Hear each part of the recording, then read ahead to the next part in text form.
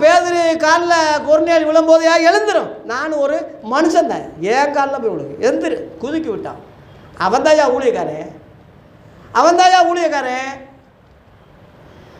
அப்போ அதில் 14ஆம் அதிகாரத்திலே ஒரு பிறவி சப்பானியை அப்படியே குதித்து நடக்கிறான். அப்படி ஒரு அற்புதம் செய்தவங்க தேவர்கள் மனசுருவம் எடுத்து வந்துட்டாங்கன்னு சொல்லி சத்தியம் தெரியாத இந்துக்கள் முழுவதும் பூமாலையில் கொண்டு ஒரு பூஜை செய்ய வர்றாங்க.